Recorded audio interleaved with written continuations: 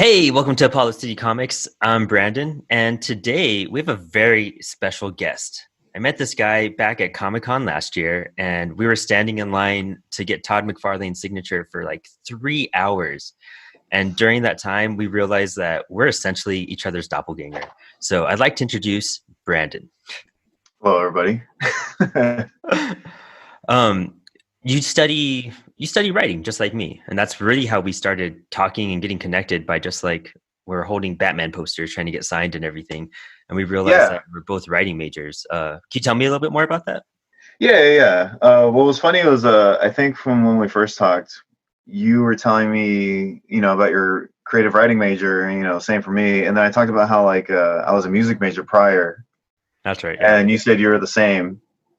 And then it was just kind of funny, like, we were both like creative writing majors, essentially studying writing to learn to be comic book authors. Hmm. And it's also funny that it just came down to like we had the same name, similar goals in mind, We both play all that. bass, started off in punk bands and playing stuff like that. Yeah, exactly. And liking even similar bands and everything. Just more context for everybody. But yeah, with the creative writing, you just want to know like the rundown, basically. Yeah. You do lectures. You were just telling me about. You want to give us some insight on that? Yeah. So creative writing major at SF State. Focusing on playwriting because I figured that was the closest I can get to studying comic book writing. Yeah. And the pro, it's been interesting. I spent 3 years at SF State studying creative writing, and you do a lot. Obviously, you do a lot of reading. You kind of spread yourself out, reading all types of poetry, fiction, nonfiction. Unconventional works of art too. Anything from experimental, I guess, format kind of stuff. I don't know how to Hmm. explain it. Yeah, Really, and comic books is like one of the most experimental ways to do stuff because there's no set way to make a comic book script, and there's no yeah, set exactly. way. It's all kind of up to the writer, and you kind of get more free will to do anything in a comic compared to a play or a film or a short film because you have an unlimited budget depending on your imagination and essentially your artist, I guess. Yeah, and it's interesting because I told you how I'm getting the comic book minor as well at my school. Hmm. Um, and one thing they do an emphasis on, I should say, for the minor is when you're in class for the making comics class or the comic studies course, the general one they have. They talk about the whole idea of how this is a medium like no other.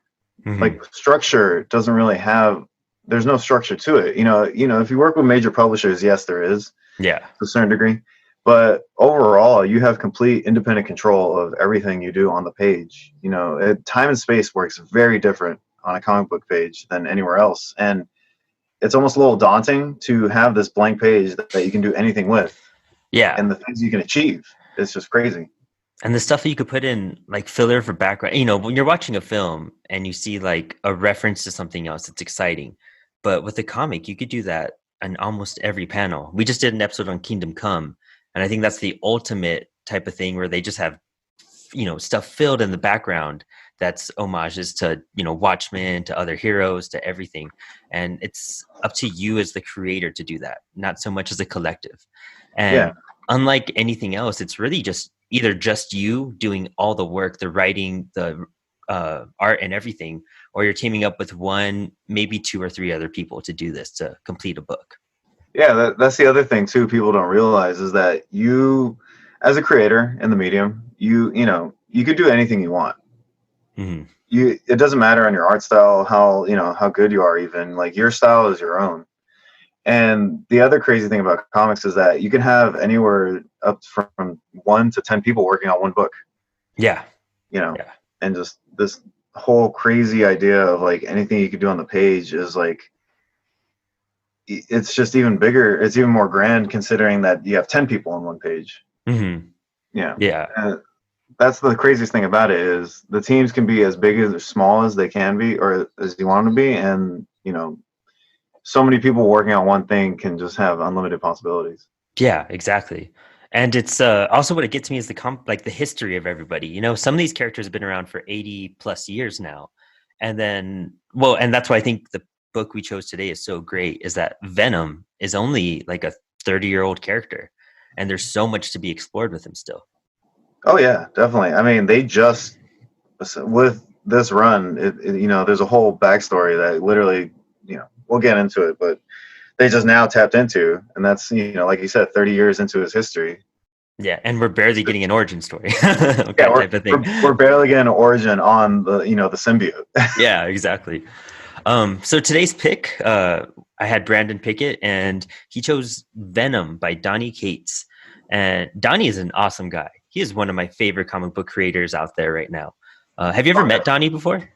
No, I never got to meet him. I really wish I could. I follow him on all social media platforms. Mm-hmm. I think it's really awesome what he did. Was it in Texas? Like he bought everyone's pool list? In Austin, Texas. Yeah. Yeah, in Austin, Texas. Yeah, and like, he's a really laid back dude, and he seems really awesome. I've never gotten to meet him, but I really want to. He's a wonderful guy. You got to meet him? Yeah, I've met him twice. I met him at New York Comic Con, and that's when I really got to talk to him and Nick Darrington at the same time. Oh, nice. They're both they both well, at the time they both lived in Austin, Texas. I think Nick is now in Oregon. But Donnie still lives there, and I told him I'm from El Paso and everything. And I had kind of an oversized issue of a Tomahawk that was like a story that was in Heavy Metal magazine, and I got like the collected little magazine format of it. And he wrote Texas Forever on it, and we just talked about cool stuff the entire time. He let me know that Grant Morrison, I don't know if this is still going on, but because it's been a while, but Grant Morrison is going to do like an origin story for a Tomahawk. So if you ever look into that one, it's a cool book for one. And the artwork is done by a tattoo artist in Austin. Oh, nice. Yeah.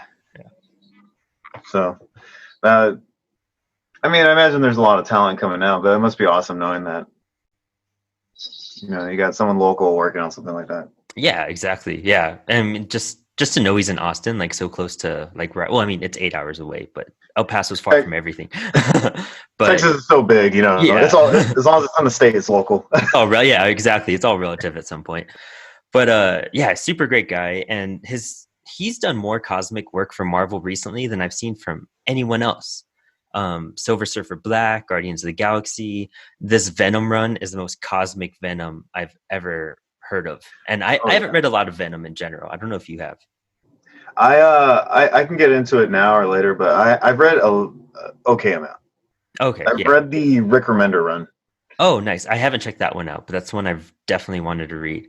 And that has what's his face as the Flash soldier. Thompson. Yeah, Flash as like the soldier and everything, and he gets a story. Yeah. That one does some cool stuff. I don't want to spoil it or go too deep into it, but it does things that are interesting. You have like a gun-toting Venom who works for the government. Yeah, right. Yeah, like it seems a little like over the top cheese factor, but it works. Like, nice. Because Venom is definitely one of those characters that kind of, I call the 90s of comics a weird dark age / I agree. / weird shiny cover age. I don't know what else to call it. Yeah. All those Marvel Spider-Man armored suits, yeah. Yeah, and like Venom was definitely a character that got bigger in the 90s. It's just like he became like this weird cliche of the 90s comics. Oh yeah, that extreme oversized type of look. That Image Comics appearance. The over-exaggerated muscles and just like the weird art style that like, a lot of the guys at Image made popular at the time. That was being emulated everywhere. And yeah, it was just to see him, again, being this like muscly gun-toting guy. I was like, okay, this feels like it's kind of like a callback to that, but it works. Cool. I definitely got to look into it because Donnie mentioned that he pulled a lot from Rick's stuff, but made sure he was as different as possible from Rick's run as he. Oh, you could feel it. Definitely. Yeah. And I got to meet Rick Remender actually. Oh, really? I've never met him. I met him at the ID10 festival, if you know what that is. Oh, no, I haven't heard of that one. It's from, what's his name? I might be naming the wrong guy, but Chris Hardwick. Oh, okay, cool. Yeah. The guy that does podcasts and Talking Dead and all that. Yeah. It's his like podcast, and then he turned it into a festival one year. Oh wow, that's super And it was cool. like comics, music, food, stand up, all this other stuff. He did like a live podcast on stage there and everything. Oh, rad. That's so And cool. he had a bunch of comic creators. Like it was like I forget what the tent was called, but basically Rick Remender was there. So I just came in bag loaded, ready. Yeah. Every hardcover, every collected story, every first issue, and I'm like, sign it all. And he signed everything. Oh, that's awesome. I love when they're like that too. They're always he signed everything. He talked to me because no one was talking to him basically, and just mind blowing. I'd be freaking out if I met him.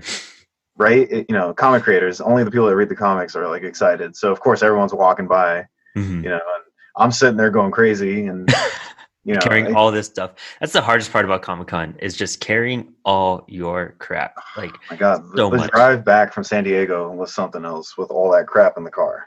Oh, I bet. Yeah. Even with us, I always take, well, I'm lucky enough that the people I go with, they have a booth there. So I could kind of drop things off as I go. Oh, nice. But I always take like 2 or 3 boxes full of things, and then you accumulate at least double that if you're there all 4 days. Oh, dude, not even it's willingly. wild. Yeah. Yeah. I mean, the Todd McFarlane posters, for example, those were free posters. All you had to do was like apply for a credit card and you got it for free, I think. I know. What a way to get you. Yeah, exactly. And it was when the line we were in, it was the first 200 people that got Todd's signature on it.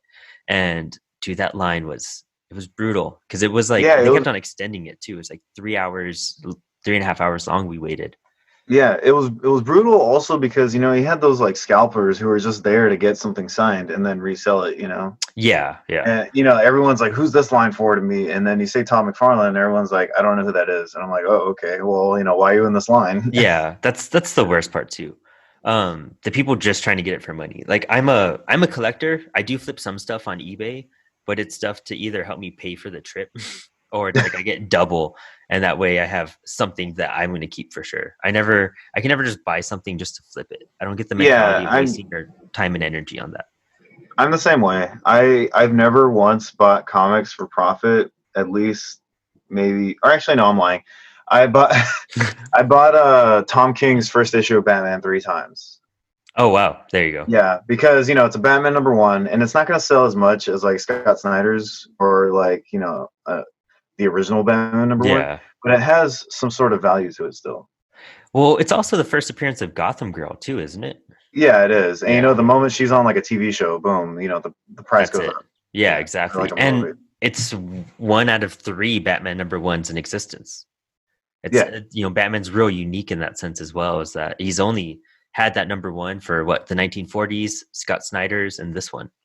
Yeah, it would well, if you want to be super gatekeeping exact, about 1939. But but yeah, you have it's just literally the third one. He's never had more than that. So. Yeah, and it's I mean, I'm never going to own a 1939 Batman #1, but I do have the Tom King and I have the Scott Snyder ones, which is, I feel like that's an accomplishment. Yeah, same here. I have, I definitely don't have a 39. I'd probably be living in a better place. Yeah. But it's interesting because you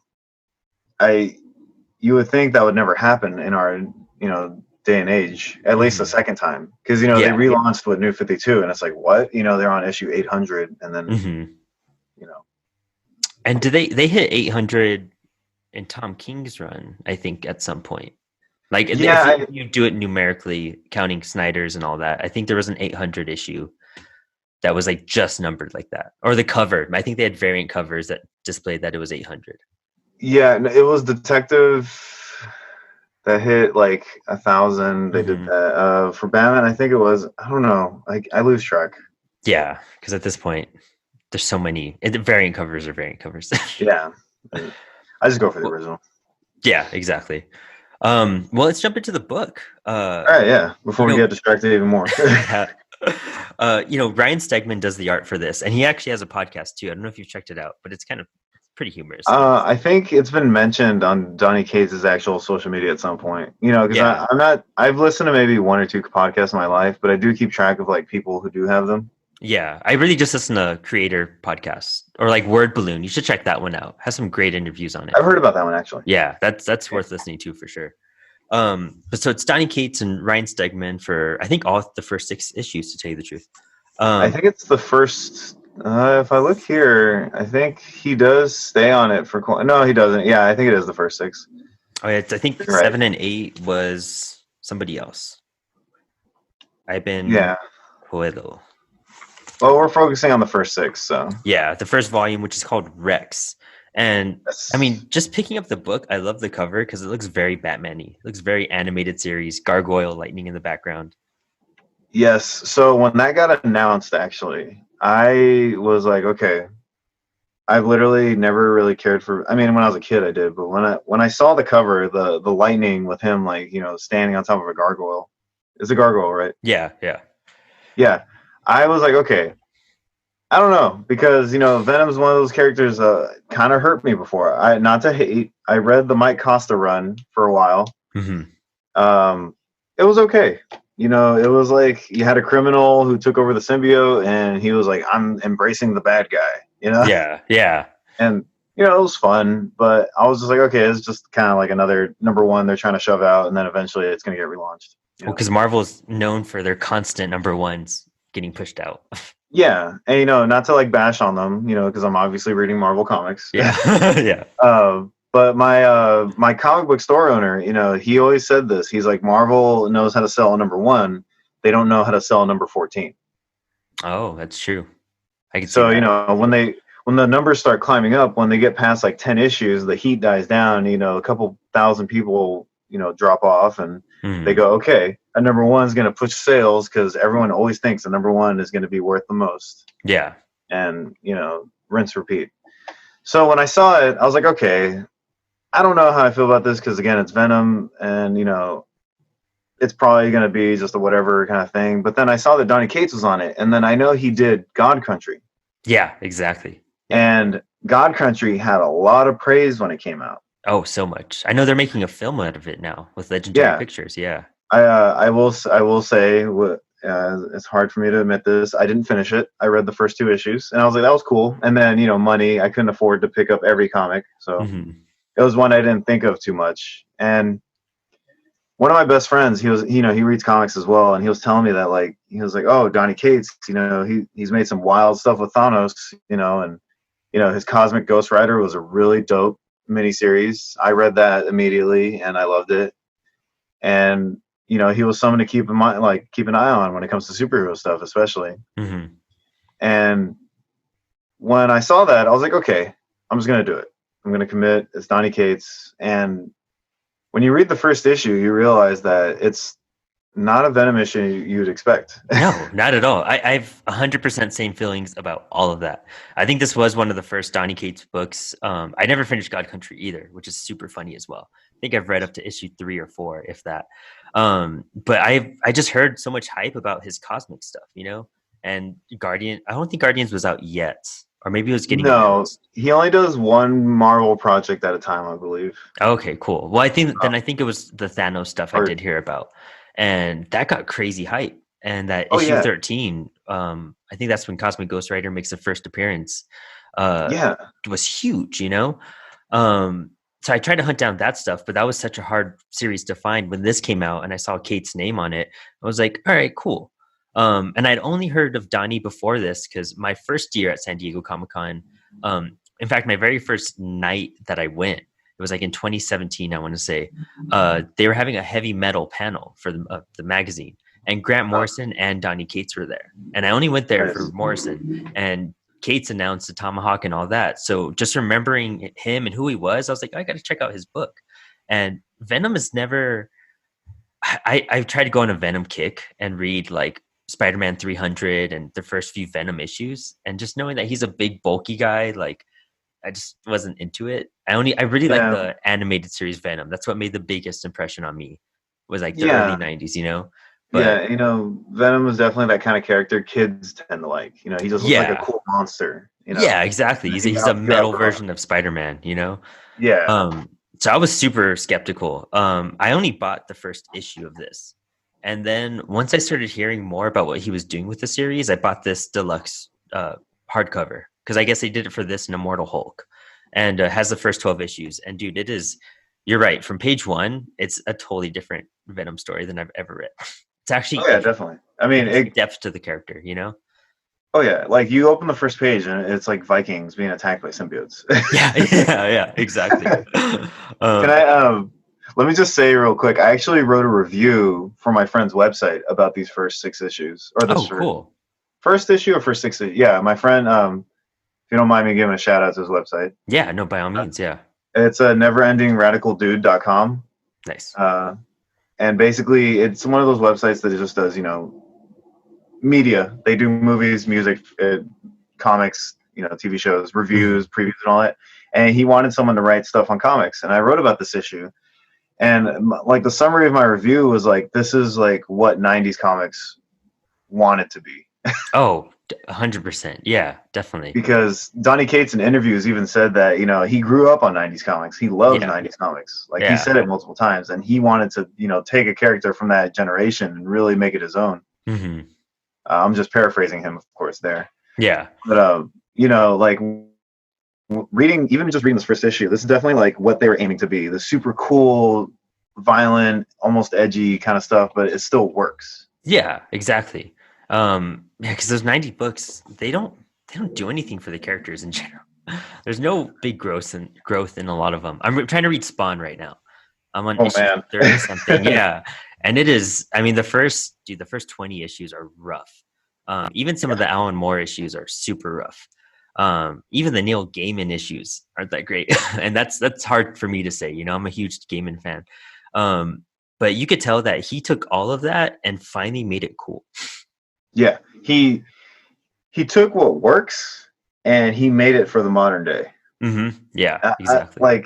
I don't know how else to put it. He took everything that they were trying to do and he just put his flair on it. And Donny Cates has this weird way of just embracing the wackiness of comics, like superhero comics, and just making it work. Yeah, exactly. His Cosmic Ghost Rider, it feels like something that would be like a ridiculous 1980s heavy metal comic dream. It's a flaming Punisher riding through space. Yeah, exactly. And he grew on me. Like I thought the dialogue was gonna kind of throw me off when I finally started reading it. And Cosmic Ghost Rider looks amazing. It's a funny, fun comic, but it still has some good meaning to it as well. Yeah. It brings more to the Thanos, like, I guess, lore in a way, Mm-hmm. Exactly. Well, in this first issue, I mean, we start off with the Vikings getting attacked, and they're asking where's Beowulf. And I think what's super funny is it says translated from ancient Norse. Casually. Yeah, like Norse isn't even a language, which is, I think Donnie's even mentioned, he's like, I did that because I knew what else to say.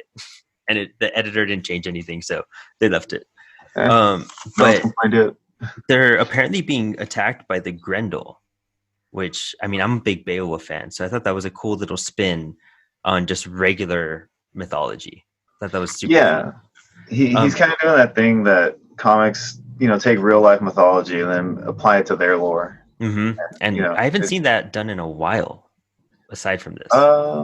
And recent releases, I can't say I have either. Right? Yeah, kind of going back to that classic outlook of stuff. And we wind up with the most well-known Venom host is Eddie Brock, and that's the one that all of us basically, the original one, and it's the one we all grew up on.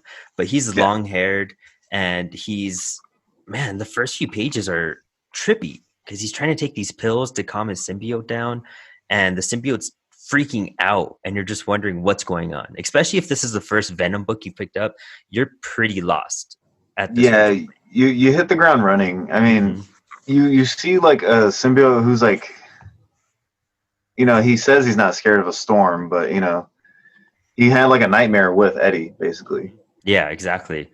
And it's this weird, vulnerable, state that both characters are in, essentially. Mm-hmm. Yeah, Eddie being broken is probably one of the best parts that make this first 2 volumes of the book. But we find out that he has a lead. Eddie's still taking photos and everything. I don't think you have to know much about Eddie Brock's past other than he worked as a photographer. and that Yeah, was essentially it. That's all you got to know for them. And he was a Spider-Man villain. That's really all you got to know going into the book. yeah. I mean, all you gotta know is that he has, he's on top of that. You just gotta know that he's not necessarily a terrible guy, but he's also not a good guy. He's just kind of like that anti-hero who just kind of, Mhm. he has a morality to him. Yeah, and it's being uncovered more and more as Donnie writes him as well. Yeah, of course. Um, and so he goes and he's trying to take photos of the current jack-o'-lantern and whatever this guy's planning. And Venom comes out, the symbiote jumps out and attacks him. And when you turn the page, you get this full page splash of like the most unique Venom like outfit ever, with the spider in his chest is red. He has these red pulsing veins, and you have this like hypnotic like Lovecraft. Instead of his eyes, you have that on his face. Yeah, and he's speaking some weird language. Yeah, and right away you're just like, whoa, dude, they're transforming Venom as we're going with it. He gets attacked by this really crazy bullet. It gets shot in the head and it explodes. And this guy is looking for Flash Thompson. And he turns out he's like, "Oh, you're Eddie Brock. Like my intel's old. What? Who? I guess you'll just do. I guess." And he just kidnaps Eddie Brock. Yeah, it's just comic books. Sure, Yeah, you yeah, take it. exactly. Yeah. Um, and we discover this character. His name is Rex, and he's some Vietnam vet. And he's kidnapped Eddie, and he's in front of like it looks like base cabinets and a giant furnace to keep the symbiote from reacting. He has that low hum going on and the fire to keep him under control. Yeah, Um, just kind of he knows what's up. did you read the Vietnam or Venom Nam tie-in series? It's Venom or something like that. Venom, yeah, Venom, yeah. There you go. Yeah, Venom. Yes, whatever. I get the idea. Yeah. Anyway, yeah, I did. I read all the little one shots. Is it something that needs to be like read to get this part? Do you feel, or do you think? Because to me, I feel like it explains the story pretty well. But is that one worth Um, picking up?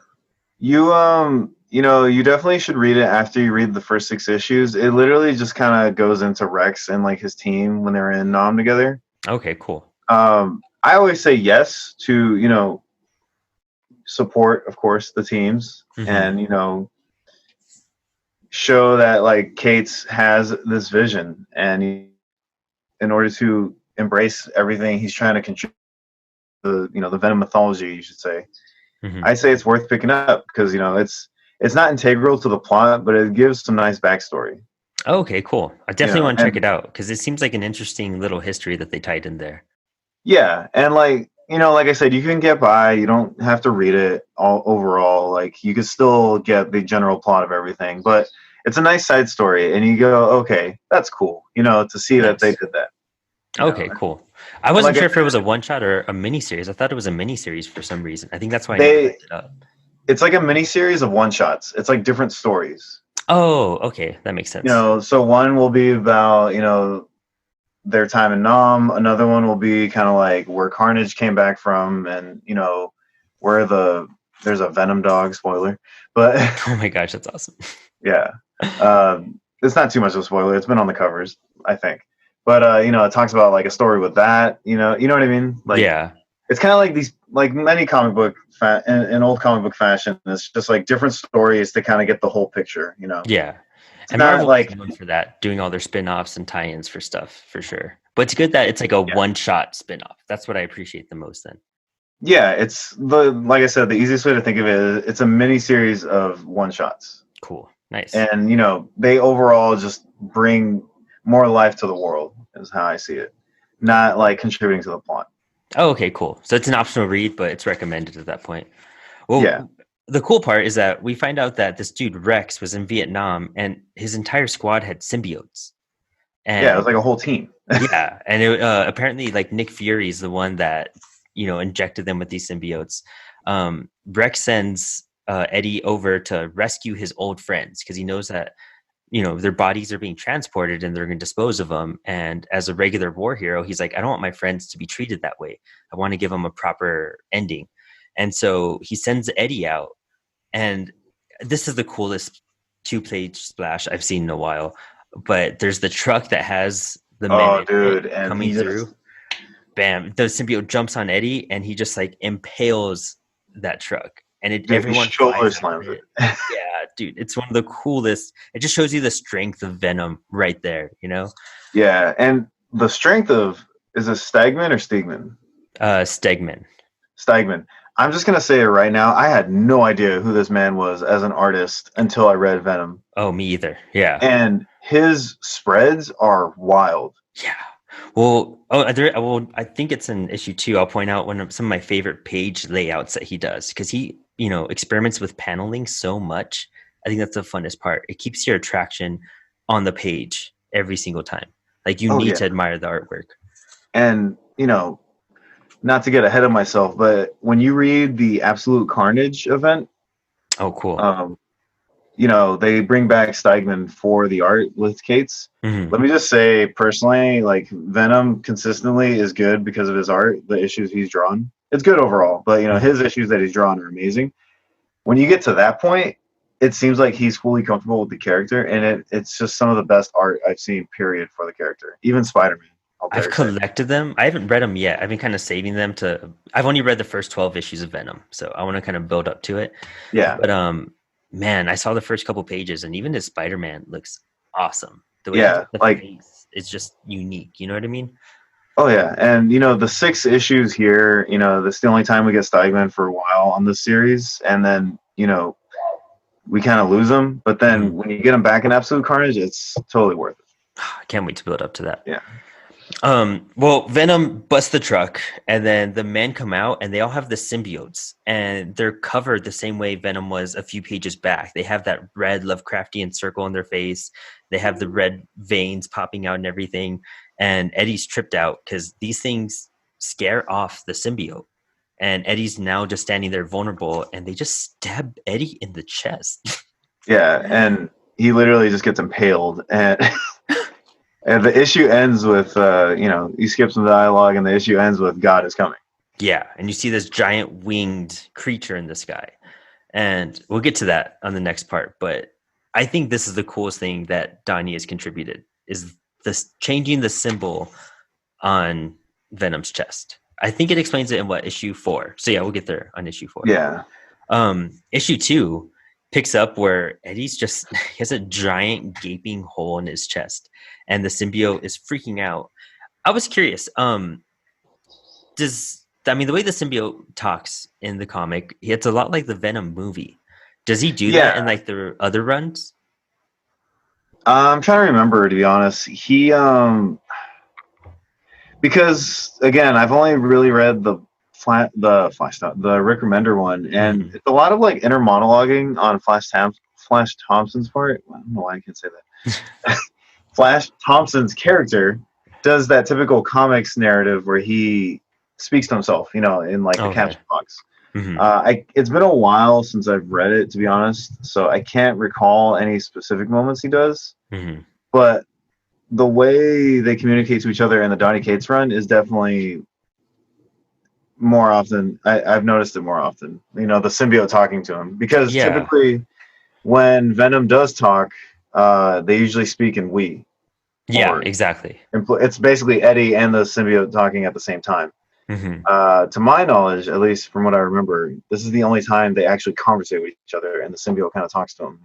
Yeah, exactly. And that it threw me off at first, but I think I had just seen the Venom movie, and then I read this. I was like, all right, I guess they must have.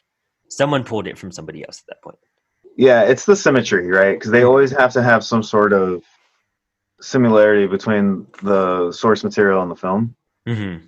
So I'm not surprised that they did that, and not necessarily like they worked together, but maybe I don't remember what came out first, the movie or this first issue. I'm actually not too sure, to tell you the truth. I'd have to look it up. Yeah. Did you like the movie? I do like the movie, actually. Oh, nice. Me too. Yeah, I thought it was pretty good for the first Venom movie, for sure. I thought it was let me just say that Tom Hardy was the best part. Everything else was kind of meh. Yeah, but, definitely. Him being Venom as well and kind of arguing with himself was fantastic. And let me just say that living in San Francisco, how inaccurate the film was at depicting certain parts of the city, is hilarious. Just like he just casually walks from like the marina to the Tenderloin, which is like I think it's or some part of downtown he walks to, and I'm like, okay, you just casually do that in 10 minutes, sure. Oh You my know, gosh. Yeah. me being nitpicky. But no, it's totally true. It's one of those things that if you're in that city, you always notice that type of stuff. That's cool. I didn't even know it was in San Francisco, or maybe I forgot if they based it there. Yeah, it was filmed here too. Certain scenes. I remember they blocked off certain streets. Oh wow, oh, that's super Yeah. rad. I think the code word for the film was like antidote or something. Mm-hmm. It Oh, was just kind just of funny. and then you see Tom Hardy like mimicking stuff that's not there. It's Yeah, you cool. just see Tom Hardy go crazy. He's it's another crackhead on the street. Yeah, right. Yeah. uh, Well, the book continues in on issue 2. Basically, Eddie he got beat up. So the symbiote goes in, and we actually see the symbiote heal him and fill in his bones and all the missing pieces that are just open. And he goes back to Rex, and he's like furious. He feels like he's been set up to die or something, and he has that bizarre new like look to him too, with the red eye and everything. And he calms himself down, and Rex explains to him that there was a sighting of this dragon creature, and that's what they got to stop. And here we get Rex's backstory, where he was attacked, and he found out that in Vietnam they're trying to dig to find their soldiers, and they end up finding them in their grave already, and everyone's getting shot up. And that's where we find out that Nick Fury injected this almost dying Rex with a symbiote. yeah, because Nick Fury is always behind everything. Always. I love that. And I think that's a cool little nod as well. Yeah. I also saw that it said Mayor Fisk. I guess that's in Chip Zdarsky's Daredevil run. No, so actually, do you read Daredevil? I don't. I've been wanting to. Oh man, well, that's literally my favorite Marvel character. So I've read a lot of Daredevil, but I haven't read Zdarsky's run yet. I believe that's Charles Soule's run, actually. Oh, really? Oh, cool. Yeah, towards the end. I'm pretty sure if I look it up and like at some point, it was Charles Soule. Let me see. I could just find it real quick. Yep, that was Soule's run. Oh, wow. Yeah. So I gotta check that out. Yeah, that was towards the end. Yeah. Oh, nice. Have you read any of Zdarsky's run? Oh yeah, totally. I've been reading it since the beginning. Oh gosh, I need to check it out. I've been reading Daredevil religiously since Mark Waid. Oh wow. Okay, so you've been on that for a while. Yeah, I've got every issue from Mark Waid to now. Dang. Yeah, Mark Waid is my pickup point because that's when I started working. Oh, okay, cool. But yeah, so I've read all the way up to Zdarsky run. He's pretty good, and I got to meet him at Comic-Con. Oh, that's awesome. I haven't met Zdarsky. I'd love to. We talk Daredevil, we talk Sex Criminals, and And Sex Criminals is one of the coolest, unique comics out there for sure. Oh, definitely. And his art attributes to that. And yeah, not to get. We've been wanting to do a Spider-Man life story for a while, and that's just one of my favorite Spider-Man comics. I don't know if you ever read it. I read the first issue. Dude, the whole entire run, amazing. Like, that could be next on my list. Yeah, dude, it's totally worth it.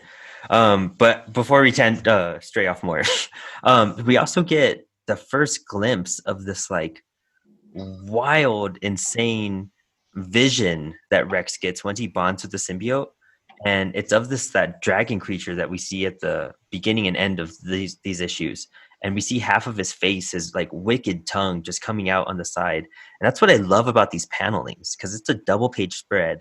We have one side, you have like these symbiote heads kind of darkly in the background as the symbiote comes over Rex, and he becomes this bat creature, and the back of it's all this cosmic space with the head halfway there, and all these panels are kind of layered on top of it. So the backgrounds to all these are just too unique.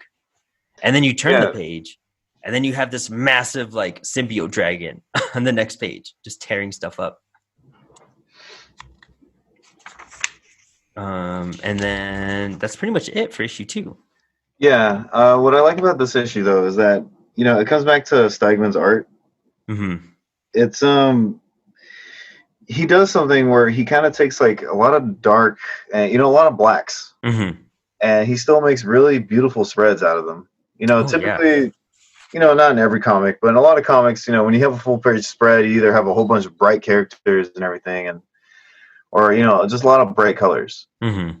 And what I really like is Stegman kind of inverts that, and you have a lot of blacks, reds, and he does some real beautiful stuff with it. Yeah, you're totally right. Almost like the entire book, unless we're doing a flashback of some sort, is in that dark color scheme. And it's Yeah, it's like all, this like palette of just blacks. I feel like it all kind of hints more and more towards like Carnage coming up, you know?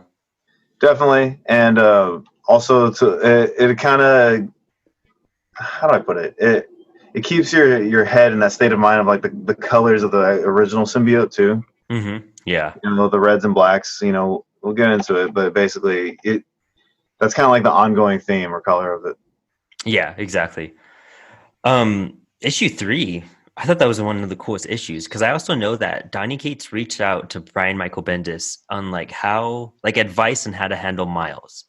And I didn't know that Venom had to do something with Miles's parents. It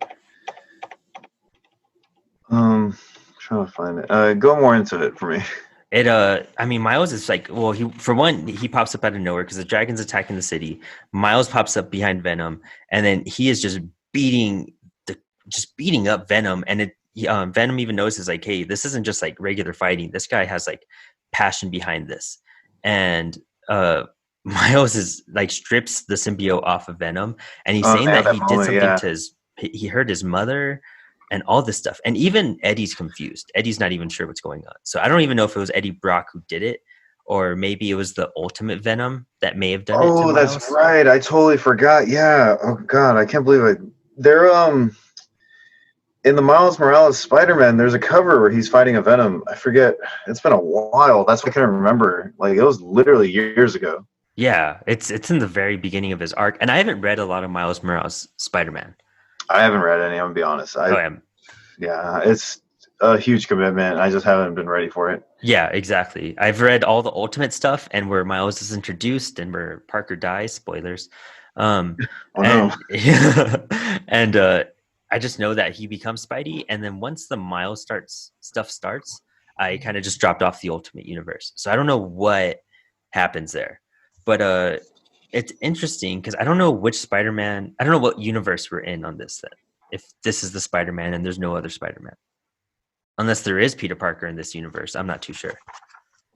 For this Venom, yeah, I think this is 616. Yeah, right. And it should be. Miles isn't it with him? I guess. Well, this is post Secret Wars. Okay. So everything's been combined in that. Yeah, this is post. I can't remember. Hickman's Secret Wars. There we go. Yeah. Yeah, because that was in 2015, and this started in like 2017, I think. 2018. Yeah. 2018. Yeah. So everything's all in one universe now. Okay. Cool. All right. Well, then that makes sense. So I guess that confusion with Miles seeing the symbiote and assuming it was Venom, I guess it does travel back to the Ultimate Universe into this one. And again, it's that mainline publisher multiverse stuff that you kind of have to slowly understand as you read comics. Yeah, you just kind of just go with it. Yeah, just roll it. Yeah, because he did fight a Venom in the Ultimate one. I don't know who. I just remember the cover being an arc or something like that years ago. And the whole thing with like the universes combining, like everyone's got certain memories and everyone doesn't. Yeah, exactly. Miles remembers stuff, but obviously Brock has no idea what's going on. Exactly. Oh. And I know spoilers, but like the Maker makes an appearance in Volume 2. I love the Maker. Maker's he does. He actually has a lot to do with that arc. He just know that he plays an integral character, and you kind of like don't see why it would be the Maker, but then it just like slowly makes sense. Oh, okay, cool. I'm excited to read more to get into him then. But so the next few pages are nothing but like an insane dragon fight, and Miles uses that like I guess it's called a Venom punch, which they even make a joke about it here in the book too. And he goes inside the dragon's mouth and does it, and the dragon's head just explodes, and out of it comes Knull. Yeah. And he's this awesome kind of gothic, tall, lanky looking guy, white hair, pale skin. He has this like almost medieval Black Knight armor on him with it's the symbol by first glance, it looks just like Venom's spider symbol, but then you realize the bottom of it has a tail. And this is when we realize that this isn't a spider on Venom's chest. It's actually this dragon. Yeah, it was. I don't have any doubts that it originally was a spider. Yeah, exactly. Yeah. But the nice thing about comics is that they're always being built upon, and they're always being expanded. So I think it's really cool that Cates was able to find some symbol that makes it seem like it could be a spider, but it's actually a dragon. Yeah. At least like with how ambiguous it looks. Yeah, exactly. And I mean, once I heard that, and that's what really drew me back into wanting to look into this book. I was like, dang, like what a cool way to change up a character. Like all this time, it's totally believable. It's totally understandable. Visually, it makes sense. And I think it's on the next issue, the cover of it, where he's like kind of holding Miles and he has Venom's wing. Well, I'll get to that right now. But what we find about Knull in this part, and he kind of strips away the symbiote and tells the symbiote like, oh, you don't remember like where you came from, you don't remember what you are, like let me remind you. And we see Knull on this awesome like chair that he's created, and it's like a throne. Yeah, the throne, holding the God Sword, which I don't know if you've read Jason Aaron's run on Thor. I know, so I've read some of it, not all of it. I know kind of it. I've read the first, I know for sure I've read the first volume, but I think I've read the first 2 volumes. I don't know if I've completed them or not. But the God Sword or the Necro Sword is what it's called. It's one of the coolest weapons in the Marvel universe right now. But he's like, this guy Knull is the god of the symbiotes. And let me just say, like, the actual lore and like the backstory of the symbiotes was something I was digging more than kind of like the actual, like everything going on with Eddie Brock. Oh yeah, totally. I was eating it up like when it came out. I was totally into it, and it's interesting because this issue basically gives the origin story to not only the universe basically, but like the symbiotes. Exactly. And it's kind of funny because only like maybe a couple of years before that, Bendis gave the origin story of the symbiotes kinda in his Guardians run. Oh, yeah, I haven't read that. Oh, so basically they go to this planet with Flash Thompson. Space stuff happens, and basically the Flash Thompson is part of the Guardians of the Galaxy, and they go into space. They find the planet the symbiotes are from, and it's actually named. I forget the name, but it's in this issue because it's such a weird name. It's in issue 4. I'm pretty sure you saw it. Yeah, I forget the name is, but I know it means the word cage. Yeah, it's there. That he was like, oh, that's the planet's name, and he's like, actually, that's my people's language for like cage or whatever. Yeah, exactly.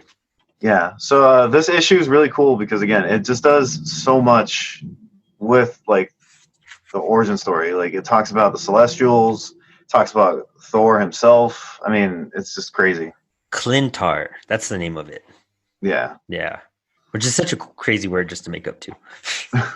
But yeah, we kind of learned the whole, I guess, just to sum it up, Knull existed, which there's really nothing besides that's explained in the beginning. Knull existed, the Celestials came, and the Celestials wanted to mold him and like his planet into something that they wanted. Kind of similar to what we learned in like Marvels and Earth X, how they came and molded the humans and everything. So they mold the planet, but instead Knull reaches down into the planet and pulls out like kind of like the symbiote sword, and he ends up crafting it down. And the reason why the symbiotes hates fire is because of the forge of the sword when it was created, and the reason why they hate sound because of the banging. Yeah, the celestial hammer beating into the will into something. And he creates that necro sword. And Knull kind of just goes around and starts taking over planets. And I guess this was like billions of years before anything else. Well, he existed before the Big Bang, technically. Yeah, there you go. Yeah. And it's that cosmic and far back in time, which is super cool how dense that history can get. And he has his armor and he's rampaging, taking over stuff. And he finally like falls at one point. And that's where Jason Aaron's run picks up. Which is interesting because Donny Cates writes Thor now. Yeah, right. Yeah, they just traded off in that sense. Have you read his Thor? Oh, dude, yeah, his Thor is amazing. So awesome. Just putting Galactus and Thor together is just the coolest thing. This has just become a Donny Cates like stan. Yeah, honestly, yeah. But Oh, go on. My bad. I don't know. I was just gonna say it's interesting because I feel like he was kind of, he's paying respect to Aaron's Thor, and on top of that, I think he's kind of teasing himself because I don't know if he was planning on writing Thor at this point because he usually, like I said, he only writes like 1 or 2 series max, at least for Marvel. Yeah. Right now he's always maybe doing an Venom. indie thing on the side. Yeah, like he's always doing Venom as of now because that's his biggest one. But he was doing like Guardians on the side, and then now he's doing Thor. And I feel like seeing his Thor here, it kind of makes sense. Like that was a character he wanted to write. Yeah, totally. Because he's even said in interviews that he's obsessed with Jason Aaron and Jason Aaron's Thor, and he found out that Aaron didn't have an origin for that sword. He didn't even intend for it to be a symbiote or anything. Aaron just created the concept for it and used it. And Donnie's the one that really took that idea and just spun it into his own unique thing, and it connected so well, perfectly. Like, to be honest, I didn't even realize that was part of Jason Aaron's run because I didn't read it.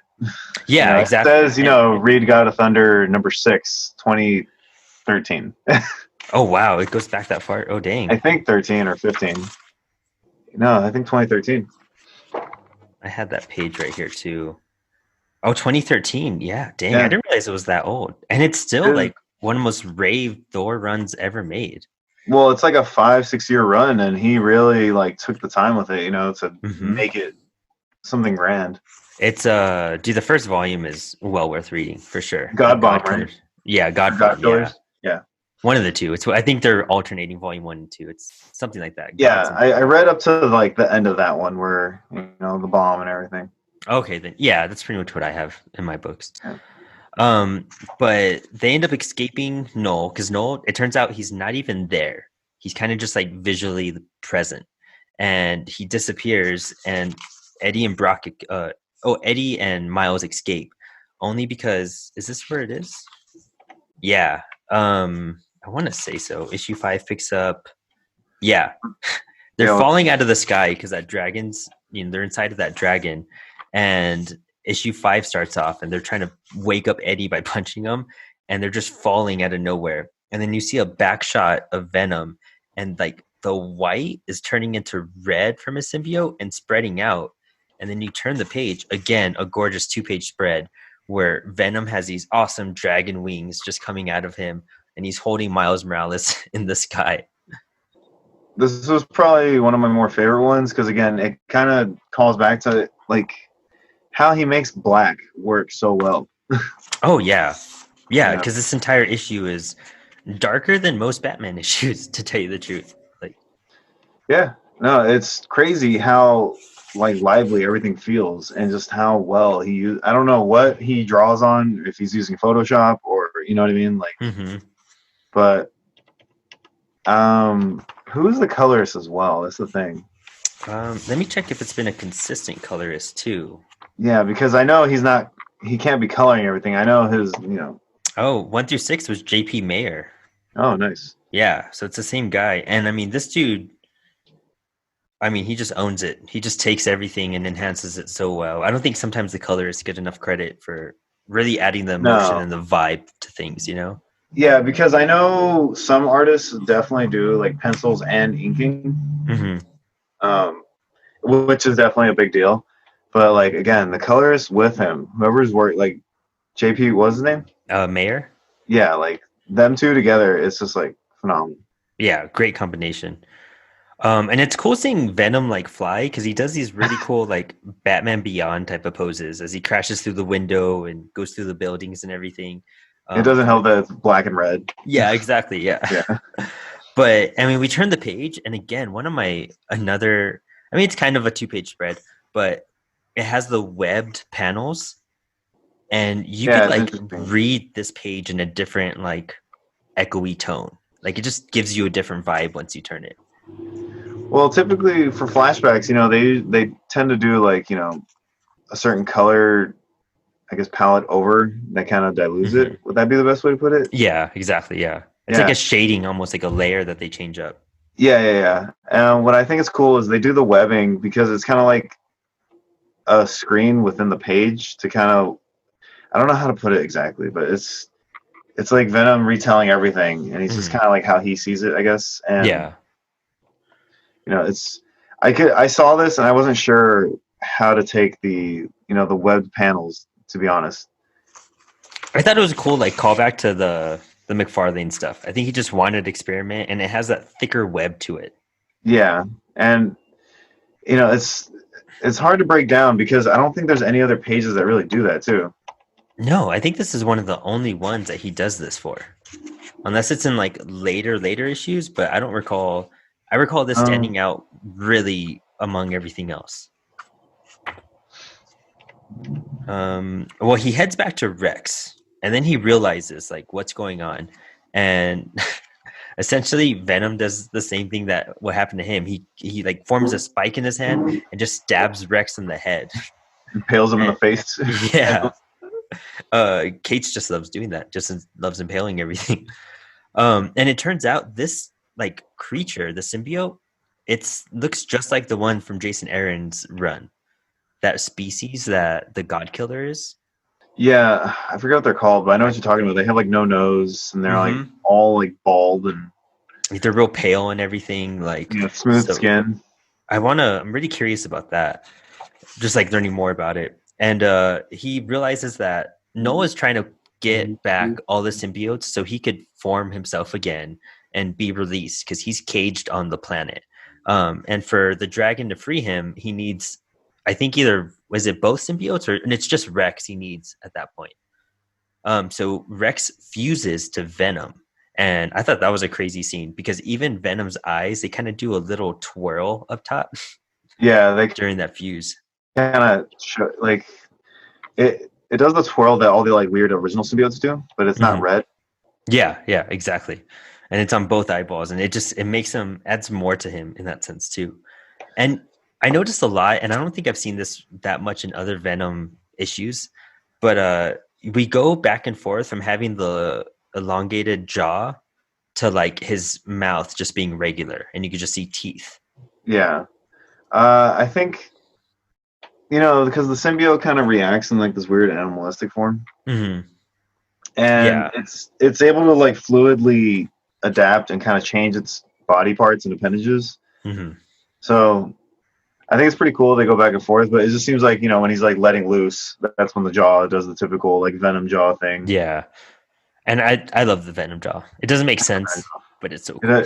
The giant sharp teeth and the Venom jaw that goes like 3 feet down. yeah, exactly. Yeah, it works. It totally works. It's just for him. And now we're on issue 6. And issue 6 I love because you could tell that Donny Cates, like what you were saying, he loves those 90s comics. And this is a total Todd McFarlane Spawn mashup right here. He's all loaded up. He's getting he goes into a weaponry and he gets all these guns and attaches them to himself. And the symbiote has like a sword and he has all these, he just loaded up. And he looks like if Todd McFarlane made Spawn and Venom, since he was the creator of both, and just mashed them together. It honestly, yeah, it also looks like if Cable was like taken over by a symbiote in a way. Yeah, totally. It's definitely like Todd McFarlane Spawn-esque, but then like the shoulder cannons and everything just give it that Cable vibe. And he goes in and he's ready to kind of call out to this dragon to defeat him, or at least slow him down. And he heads onto a building. Rex, Eddie, and Venom are all in like one mind right now. So there's like 3 voices talking at once. And it's actually very clear when you're reading it too, but it's a cool concept. And this dragon is kind of just like in the atmosphere and they call out and immediately it pops down. And again, this double page spread where the dragon comes crashing down and then you have the crack-a-boom type of thing, the lettering going on along the side is just awesome. The detail in it and the way the tongue from the dragon rolls to the back of the page, the symbiote's kind of going crazy, and you're right, his jaw is like more enhanced at this point too. Yeah, and there's a lot going on in these pages too. Like they're very dense. I should say. There's a lot of dialogue. There's a lot of action going on, and I think it's cool that they're able to kind of keep it everything a little tamed in terms of like the dialogue, because you can kind of tell who's talking basically. Yeah, exactly. You know, Yeah. Rex has like the green black caption box, and then for Eddie, it's in the symbiote, it's just like white and black, so it works. Mhm. And looking back at it, I didn't realize how busy some of these pages really were. I was reading it last night, and this entire like Venom dragon fight, I had to backtrack because I was reading it and kind of moving through the images, but then you have to really pay attention to what's going on in the background because when Knull comes out, you have to realize what Venom's done to cause all that. Yeah, Because exactly. every single scene, every single panel has something bombastic going on, which is hard to pull off on like 2 or 3 pages. Yeah, and let me see, I'm going through it right now, and it's just on top of that, like, oh, what was I gonna say? It was there's a lot of like lettering for all the so there's a lot of stuff to pay attention to, and it's just like everything just feels grand. Like, is it Emanata or onomatopoeia? The giant like Oh yeah. crack a boom, and Hmm. like I think it's cool. They kind of like almost integrate that into the image. Still, they're able Hmm. to squeeze that in with everything going on. I guess that's what I'm trying to say. And it reminds me a lot of those older comics where they would blend in the onomatopoeia with like the ground that's being exploded and stuff like that. I don't recall seeing that often in modern comics, but I love how they use like the cement to make that word. Yeah, exactly. And then if you pay attention, you can see like the weird laser cannon thing. Says Zach, or Hmm. the I don't even know what that explosion says with the when he blows up the mouth. Oh yeah, it's like a Vawish. Yeah, Vawish. so I think Yeah. it's pretty wild. There's a lot of that too. Like each page basically has that. Yeah. And even like, I mean, there's a page where it's just the silhouette of Knull coming out. And even that has like really cool emotion with it. How it goes from that red and it fades into the black. And then he pops out the next panel. Like that you could just feel the eeriness that's coming out of it. Yeah, and just like he's like the original symbiote essentially. So he kind of He does I don't stuff know. that we haven't seen before, Yeah, Like, I it makes mean, it creepier. yeah, definitely. And then he has like that buzz. I mean, Noel has like buzz sides and really long hair, and only his head is coming out, but his tongue is still sticking out like Venom's does too. Yeah, like he pretty much has human features, and Hmm. at the same time, like doesn't obviously. Yeah, yeah, right. The next couple of pages, it's basically just, I mean, Noel strips off the symbiotes, both Rex and Venom, since they're combined. And then Venom comes out, and Rex is still attached. So Rex uses the last of his strength as Noel attacks him to throw him into the furnace, which they're saying is hotter than the sun, and that nothing will survive this. And then I even like how the panel they're just like nothing would survive in there, and then you hear a scream, and then nothing, and he's like, close the door, kid, now, and Yeah, destroys him. And even Eddie's about to die, and you're kind of left. Eddie's caught on fire because of the furnace, and he can't communicate with Venom, and he's asking, "Where did you go?" And that's the end of Volume 1. yeah. Typical comic cliffhanger. Mm-hmm. Yeah, You got to read the next issue. and I think it's a cool introduction of. I mean, if you haven't read Venom before, this is a great one just to start with. Like you don't need Yeah, to know too much. Everything's pretty well explained in these 6 issues, and you're kind of more curious than you are lost. definitely. And I would say that like if it's your first time reading Venom, it is a lot to take in. There's a lot going on. You have the callback to Jason Aaron's what's it called, War Thor, Run. and then you have a little hint of like Miles Morales stuff from Bendis, and even stuff from Bendis's Guardians. I mean, the guy's written so much. What doesn't he have something in? Yeah. But like, there's a lot of callbacks. But the team does a good job of kind of like winking at the previous creative teams, but also being open, like welcoming Independent. creators with open arms. Hmm. Definitely. Like And if you you know, go back to read those, it's just going to inform you more. It's not going to confuse you more. It'll just give you more for like understanding. But it's yeah, not essential, which is great. I love that. it's that typical, you can learn to appreciate it, Hmm. and Yeah. it'll help you help you build your comic knowledge kind of thing. Yeah, exactly. But I think as long as you accept like Kate's run for what it is, like you just don't question a lot of stuff. Hmm. Why, like why does Knull exist at the beginning of the universe? Or, if you don't question like how he changed, why they're weak to fire or sound or anything like that, if you just accept it and just kind of roll with it, it makes it really fun. And it's almost easier to digest the origin story in that way, where it's just Yeah. you get it now. It makes sense. Yeah, exactly. And it's, especially being the first attempt to put an origin story to such a already popular character. There's a high expectations. I'm sure it's terrifying for Donny to be like, all right, I'm going to be the one that does this. And for doing it, I mean, he pulls it off. I haven't heard very many complaints or negative reviews about his Venom run or what he's transformed Venom into at all. No, I've only heard people want Stegman back, honestly. Oh yeah, and I Not to can. knock the other artists either. It's just his art. They just click as a team. Oh yeah, totally. And I'm Yeah, not too and sure why he steps off the book every so while. I guess just because of bigger projects or doing like Absolute Carnage. I'm sure he had to get ahead on because oh that feels yeah, I mean the first issue is easily like double or like almost double the amount of pages from what I remember. yeah, it's like a 45, Yeah, it's like a 60 45-page page. issue. Yeah, It's something like big. that. Yeah, and yeah, there's no one really complaining about it. Like he's taken Venom into weird directions now, but I'm still with it. Hmm. I'll be honest, this first arc hits the ground running, and kind of after that, it kind of slows down to help explain more and kind of flesh him out more as a character, not necessarily all the stuff with Knull. Hmm. But it's still awesome, and you get to learn more about like Eddie Brock as a character. Yeah, and the entire next volume is all about Eddie. Yeah, it And definitely is. you hear about the car accident that's mentioned in issue 1, and I mean, the Maker makes an appearance, and just so much cool stuff happens in it, and it's way more intriguing than I thought it was going to be. Yeah, Um, you wouldn't think he's a character you'd really care to learn about.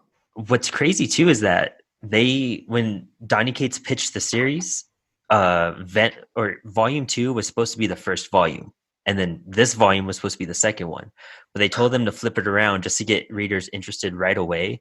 Instead of like starting with that and stumbling, then getting it exciting, they just wanted to start bombastic to get you hooked right away, Yeah, which exactly. totally did. It worked. I mean, the whole dragon thing and symbiote god stuff, like What? it's what '90s comics want it to be. Yeah, exactly. Any other thoughts on Venom?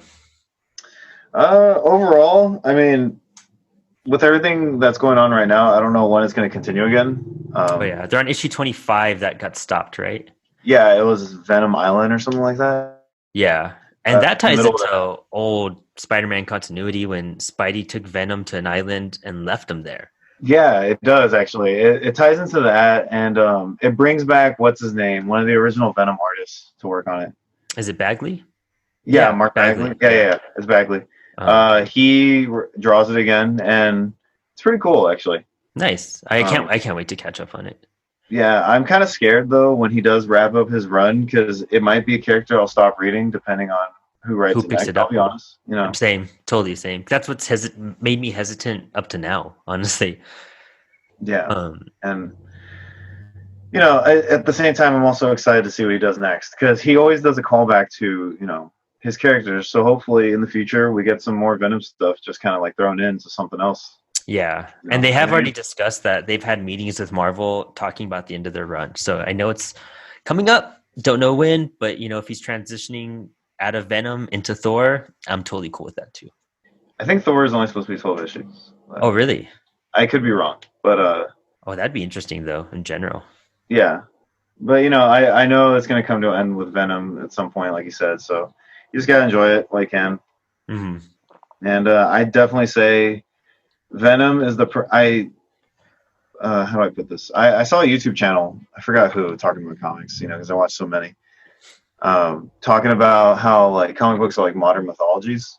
Oh yeah, 100%. Yeah, and I'm not saying I'm using their term obviously, But I think this is a perfect example of like really, really adding to the mythology of superheroes, Venom specifically, Hmm. especially using like real world mythology. Yeah, it's such a And big just growth and a step up from just creating something out of nothing in a sense, you know? yeah, it's he quite literally flips everything on its head. So I think Hmm. that's what makes this probably again, I've only read two, but and I'm sorry to say this about Remender, but probably the best Venom run ever. Nice. Gosh, I gotta Yeah. check that out. I've heard some, I mean, anything Remender touches is ultimately fantastic. Yeah, but I just gotta say, Kate's hit the landing a little better with Venom. It, Nice. it hasn't ended yet, but as of now, Oh, cool. I will, dude, I can't wait to get to Absolute Carnage because have you read Maximum Carnage or anything? I've read pieces of it. I haven't finished it. Yeah, same. I think it was when I was younger that I read like an issue here and there, but Yeah, exactly. it's supposed to tie into all that type of stuff. And he even said if you haven't read any of that, I mean, you can, it'll make maybe a little bit more sense of what's going on, but it's not necessary. He's really trying to make it open to if you're going to pick this up for the first time, you're easy to pick up. Oh yeah, like I said, just accept all the weird god and Viking stuff, and it it all makes sense. Yeah. Well, we also do something called pull list. Just talk about whatever you're reading, watching, playing. What have you been up Let me to? see. Are we talking just comics or everything in general? Anything in general. Well, I mean, while we're in the realm of comics, real quick, um, I am definitely loving the I forget the Superman's pal Jimmy Olsen series. Nice. Yeah, I've wanted to check Uh, it out. it's really wacky, and I love. I can't remember his name. Hawkeye writer. And Sex It's not Criminals. is it's not Lemire, no. I can't remember his name. Kelly Sue DeConnick's husband. Yeah, beard and I know exactly what he looks like. Um oh my gosh.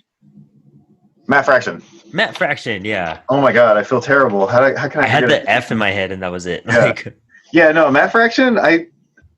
To me, Matt Fraction is one of those people. He just seems like maybe I'm wrong, but like the most depressed man who writes some of the weirdest and funniest things in comics. oh, I know.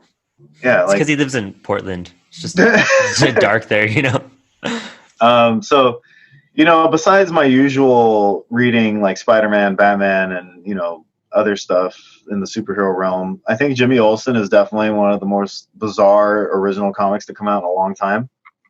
It's all like 3 5-page adventures too, isn't it? Yeah, like they constantly change. The narration is all over the place. And you just know that someone's trying to kill Jimmy Olsen, and one moment he's Batman, next he's in like a gorilla suit, and it's just I don't know. It's so weird. I can't even like begin to say like. It's like if Silver Age comics were like modern in that sense. Yeah, definitely the wacky, but like the super wacky Silver Age comics. Yeah. Like we're talking fighting Martians on Earth kind of Like stuff. the Batmite type of stuff going on. Yeah.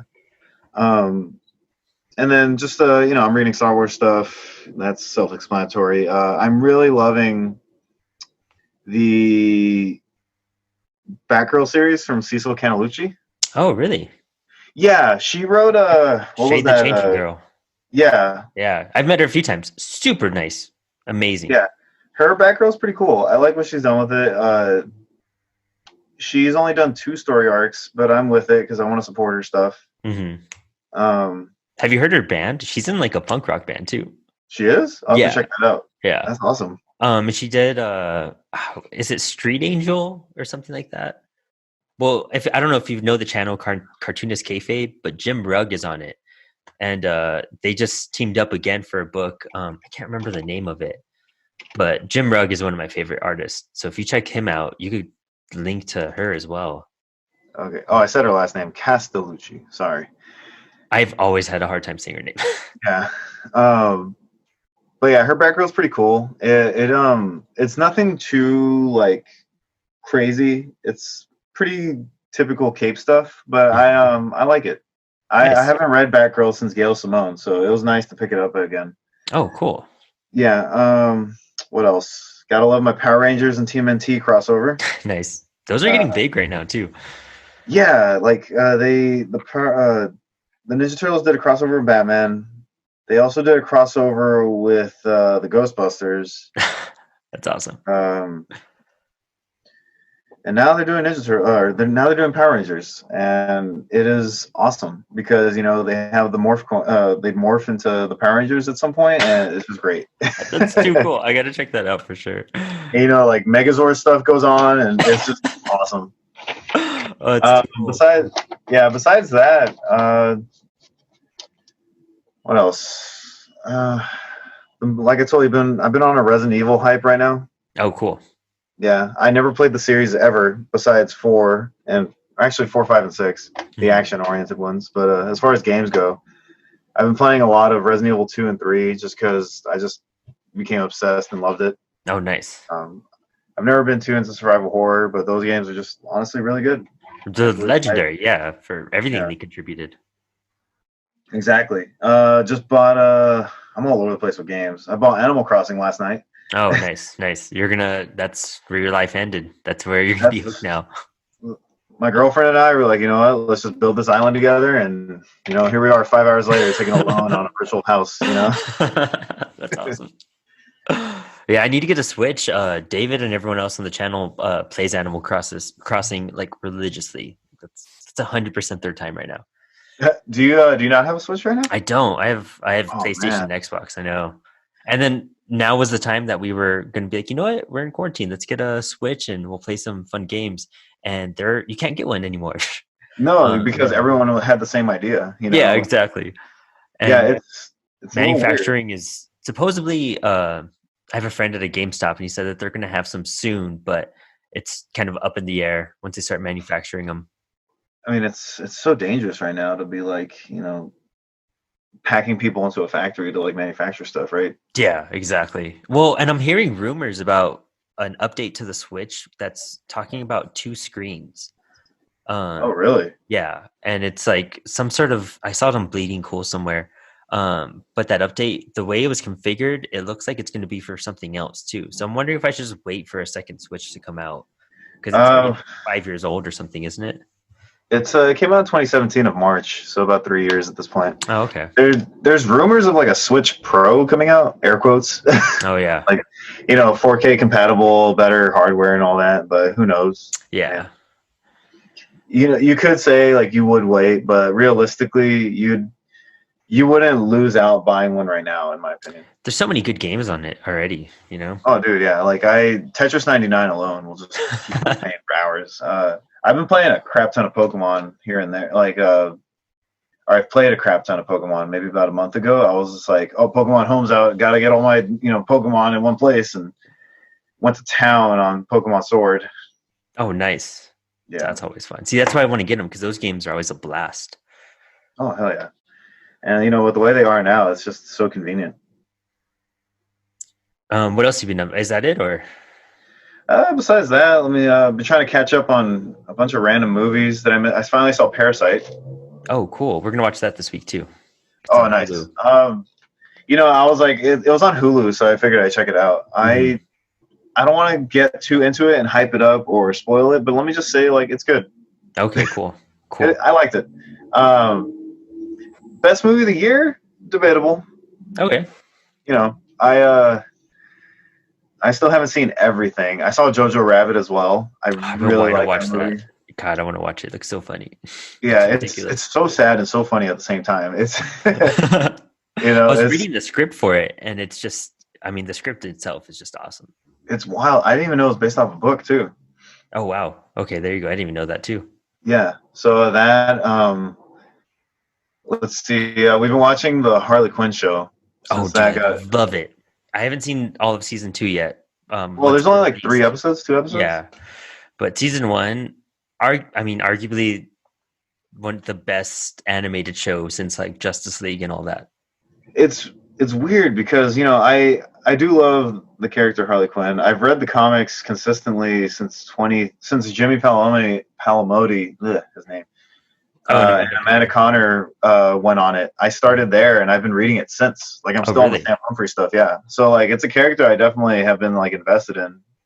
And when the show came out, I was like, okay, I don't know what to expect. Yeah, exactly. Because, the DC Universe shows have been edgelord masters to the extreme. I haven't been a fan of Titans. I've tried to get through season 2, and I just can't. It's just so rough. Dude, I couldn't get through episode 2 of season 1. I was Yeah, it's something we had in the background for a long time. The Doom Patrol episode is oh, what we were trying to get to. And Doom Patrol is literally like the greatest superhero show right now.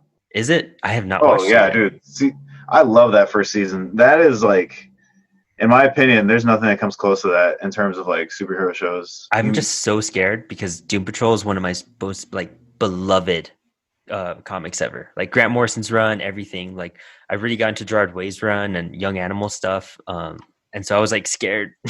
Well, there's no young animal influence in the show, to my knowledge. I haven't fully finished Grant Morrison's. I've only like grazed over it a little. I have it, but I need to read it. Oh, it's dude, amazing. It gets crazy.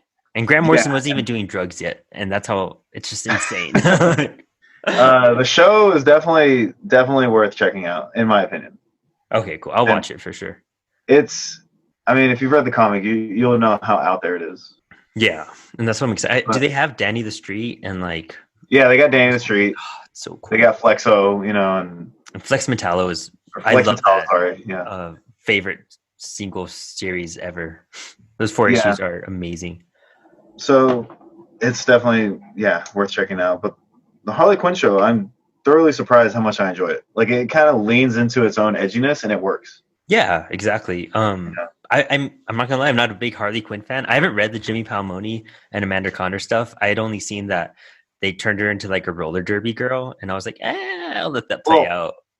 I kind of like how she's no longer like this villain girlfriend. She's kind of, she's independent, and it's pretty cool to see a character go from like, the abused relationship and kind of like rise up into her own spotlight. I could see that. And that's really what I loved about the show. That's what really drew me into it. Oh yeah. They definitely drew heavy from their run. Okay, cool. Yeah. I've always been the classic animated series Paul Dini Harley Quinn fan. So I got to investigate more into the comic side of it. Cause the show is, oh man, from the first 10 seconds of issue 1 on episode 1, season 1, you're just like, what? Like, yeah, going that far. It's like, Gordon is just a sad wash up, and Batman's like I love Gordon. Like he's just like the worst person on the planet, and like getting Diedrich Bader back for Batman is I know from Brave and the Bold, right? Yeah. It's too good.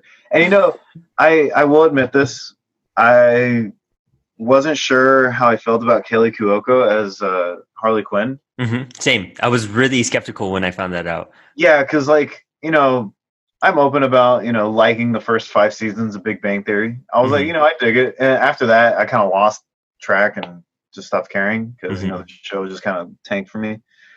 But she was never really like super funny on the show, in my opinion. I haven't seen too much Big Bang. I've only seen a few episodes, but I know what you mean there. From what I saw out of it, I was like, you don't seem like a very outgoing. Yeah, and I think she kind of like had that in her, and she brought it out with Harley Quinn. Nice. Yeah. And she produced the show too, which was really surprising. Oh, I never realized that. I didn't even. Yeah, she's one of the producers. I mean, the whole show is produced by comedians. Yeah, I've heard interviews on Word Balloon actually with the showrunner of Harley Quinn, and he just talks so highly of everything and everyone and how they got everyone involved. It's a really great interview. Yeah, the show has a good overall like crew behind it, and it really shows like how funny it actually is, how good the animation is too, and like the amount of budget that's gone into the actual show, like to make it nice, Yeah, and they did the first 2 seasons all at once, which is cool. So that's why we got it so fast. So I think that's the only show besides Brooklyn Nine-Nine I'm watching weekly consistently. I'd actually study Brooklyn Nine-Nine for a class to work on a comedy script, and so I binged the entire series, and I am like, it broke my heart to like catch up. I'm so sad. That became one of my favorite shows of all time so quick. Yeah, exactly. And every episode is hilarious. Every character is great. Like I could go back and rewatch it all, and I don't watch it on TV. Yeah, easily. Like that's a show I'd love to own personally. Not many people own shows, anymore, but it'd be great to have it in a box set. Super great. Yeah, a nice box set of that. As a fellow collector, you would know. Yeah, exactly. Yeah. Yeah. That's cool. Damn, you have a lot going on. That's awesome. I mean, with the lockdown, with everything going on, with the virus keeping us indoors, I only go outside for work because I Yeah, still work at a grocery store. So I you walk my know, dogs, and that's it. I got my cat, so I don't have to walk a dog just yet. Yeah. But like it's weird because as many people are experiencing, I haven't really seen a lot of people, and I'm not too like stir crazy about being indoors. I like being indoors. Mhm. I like staying inside, and I could be inside for days. Yeah, same.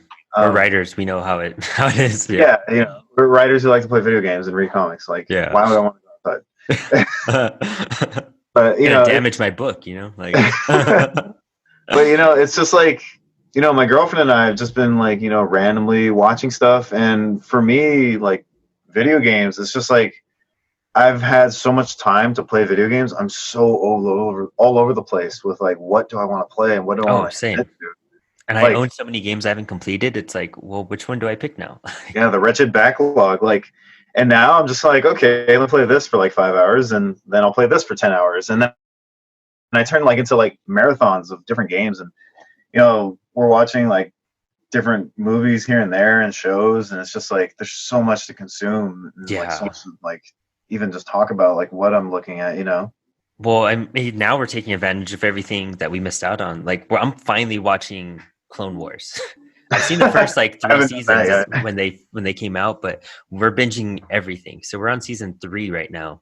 But we're trying to catch up to Clone Wars and Rebels after that. Oh man, I know it's a lot of work. that's another commitment. Yeah.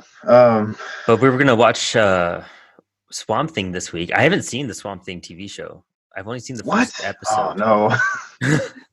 Prepare to have your heart broken again. Then, God, I I was just know. explaining to my girlfriend how like that show was so good when it was like going, and they cut the episode limit, and then the whole thing got canceled, and Hmm.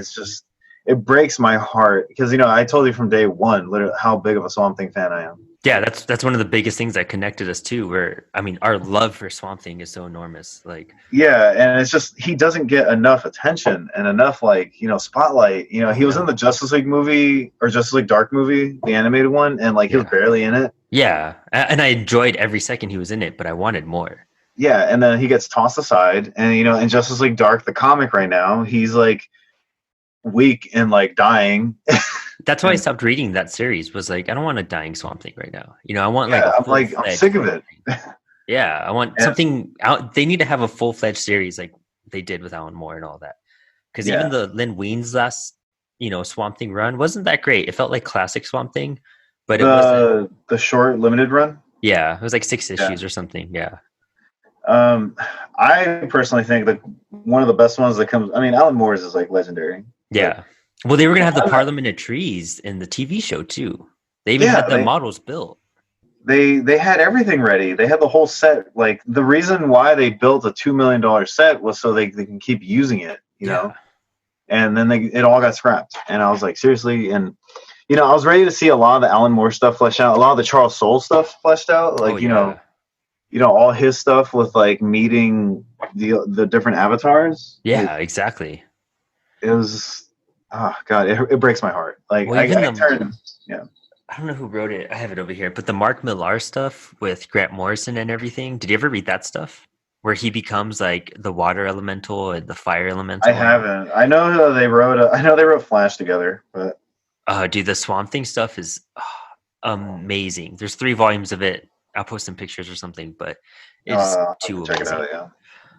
But I mean, for me, we just watched the movie The Road to Perdition, and I have the comic finally. I've been wanting to read the comic since I was a kid when I saw this movie.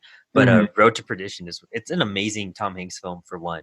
But I'm super curious how well it was adapted from the comic. So I'm barely starting that up, and I'm doing reading for the next episode. We're doing Eternity Girl with my friend Casey. It's a young animal book. Oh yeah, I read Eternity Girl. Oh really? Okay, I haven't read it yet. Yeah, that's probably the best young animal book that was really? published. Okay. Let me look at the list so I can Because Shade the Changing Girl was all right on the first volume. Mother Panic was a little all over the place. Yeah. Doom Patrol was good, but they just took so long to release them. Yeah, Bug was actually really good. Oh, Bug with Michael Allred doing the Yeah, artwork. all the Allreds. I think I did. I was writing for a website called Comics First, and I did reviews on every issue of that series. Like, so you did it on that one? Yeah, that one, and I was doing Doom Patrol and all that too. What Oh, else came out nice. of that? Yeah, I Um, got the list right here. Like Shade, Mother Panic, Doom Patrol, Cave Carson, oh, Kate Carson. Yeah, I read the first six Bug. issues. Yeah, I was. It makes me upset when I hear about Bug because it's just like I want it to last longer. yeah. And It there's was so every good. single issue is just so packed with Kirby awesomeness. Yeah, Eternity Girl, Collapser, and Far Sector. There we go. I haven't read the two recent ones, Collapser and Far Sector. I've been keeping up with everything. Collapser is, it's okay. I mean, That's what I figured. It's Gerard Way's brother, Mikey, writing it, right? yeah, it's Mikey Way, and like it's just like you can kind of tell it's like his, not knocking it because if I ever get to write comics, I'm gonna have that moment where I write an okay attempt at something. Mm-hmm. You know, No, of course. everyone always does. Yeah. There's always, there's that run that Mm-hmm. Yeah, of kind of course. Yeah. haunts you. It's okay. It's just like he gets a black hole in his chest and he's got to use it, and you would think it'd be crazier, but it just kind of doesn't work. Oh, yeah. The imagination spectrum has to be pretty high on that part. I Yeah, heard Far Sector is really good, though. Far Sector's good. It hasn't finished because of everything that's been shut down, so I Mm. can't tell you. Like, I like to get everything as a whole, and like review it. I can't, It's hard to pick up pieces are single. hard. Yeah, exactly. But yeah, that's all I've been up to. But other than that, I mean, I'm excited to have you on another episode after this. Yeah, totally. I'm down with it. I mean, We'll, I love to. we'll either continue Venom or we'll pick up something new because this was a good conversation we had here. It definitely strayed, but Yeah, no, of course, I love that too. yeah, it's hard not to, right? It's just. And this is only the first thing we're picking up. I know we're gonna stray hardcore in our next couple ones. Well, I have to finish up Sweet Tooth. That's before I can go on to. I'm about to finish that, so. Nice. I gotta look into that one more because Jeff Lemire. I mean, just recently read AD After Death, and that book was him and Snyder teaming up was awesome. Snyder is. Are you still recording? Yeah. Oh, okay. I was just, Snyder is. I met him. I love him. He's awesome. I like his Batman. Some of his books are usually really wordy. I know that's weird to say. Oh, for sure. AD After Death is very much like that too. Yeah, but 80 After Death, definitely, I feel like Lemire carried that. Oh yeah, the artwork and the pacing for sure. Yeah, everything, the full on, like, just the whole premise of it all. It felt like he definitely had a say in it. Like, oh yeah. And I actually it's funny, dude. I hate to say this because I've never admitted it yet, but when I was at Comic-Con, I wasn't in line. I'll wait for that to pass. sorry, I live across the street from fire department. Oh, okay, yeah, there you go. That's fun. I remember I was really upset because the way the Marvel line, they took some of the stuff I got signed because I got a book and a poster signed, and they stopped me when I was leaving the Marvel line. I met the Defenders, and they took the poster from me because I got a book signed too. And I was so angry, and I went back to the booth I hang out with, and then I found out that Snyder was doing a signing, so I got some books to go get signed by him, and it was Snyder and Jeff Lemire, and they were selling hardcover copies of AD After Death, and I was like, oh, you know what, I'll take one, and I got it, and they signed it. Jeff Lemire did a whole little head sketch inside of it too, and I ended up just walking away because I was just so amazed, and it wasn't until like later that day I was like, I didn't pay for this hardcover. I was like so angry and so into the moment that when I picked it up, I got everything signed, and I was just like, just in shock on how fun I had with Scott and Jeff. Nobody even told me anything. I just walked off, but definitely the coolest win I've ever had because that sketch is awesome.